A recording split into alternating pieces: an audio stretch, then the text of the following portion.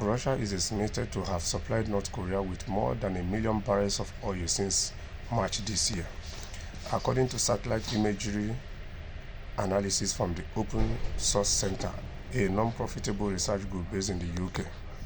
The oil is payment for the weapons and troops Pyongyang has sent to Moscow to fuel its war in Ukraine. So, according to this news, if these facts are to be right, Russia has given North Korea this 1 million barrel as a payment for Pyongyang's weapons and troops they have sent to them.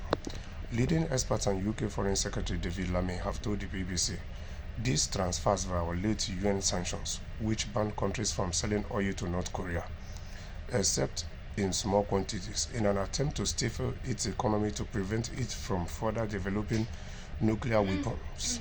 The satellite images shared exclusively with the BBC show more than a dozen different North Korean oil tankers arriving at an oil terminal in Russia's Far East, a total of 43 times over the past 8 months.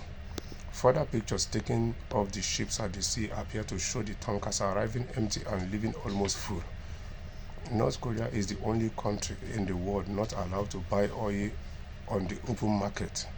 The number of barrels of refined petroleum it can receive is capped by the United Nations at 500,000 annually.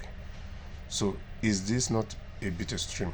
Capping the oil this country can buy in annually, yearly to 500,000. What can 500,000 oil do for them? So it's another way of punishing them. But at the end of the day, you think you're punishing North Korea as a country, but it's the average North Koreans that are suffering it, because the leaders of North Korea have a way of getting the fuel to run their day-to-day activities. So at the end of the day, it's the average North Koreans that are suffering from it. Russia's foreign minister did not respond to our request for comment. The first oil transfer documented by Open Source Center in a new report was on 7th of March 2024, 7 months after its first emerged. Pyongyang was sending Moscow weapons.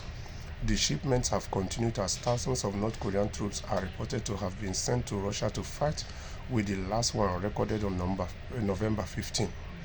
While Kim Jong is providing Vladimir Putin with a lifeline to continue his war, Russia is quietly providing North Korea with a lifeline of its own, says Joe Bryan from the Open Source Center. This steady flow of oil gives North Korea a level of stability it hasn't had since these sanctions were introduced. 4 more members of a UN panel responsible for tracking the sanctions of North Korea have told the BBC the transfers are a consequence of increasing ties with Moscow and Pyongyang. So if you remember, earlier this year, the two leaders of Russia and North Korea met and they signed an agreement. They signed a whole lot of agreements. You know that North Korea have a lot of things that Russia want, and Russia have a lot of things that North Korea want. And they equally signed an agreement to protect each other's territory if they are being attacked or under aggression. So you see that North Korea has been keeping its own part of the deal by supplying soldiers to Russia, and Russia in return is providing them with oil, while North Korea is providing Russia with soldiers and weapons. So at the end of the day, you see that it is the average citizens of some part of Russia and mostly Ukraine that are suffering from all this.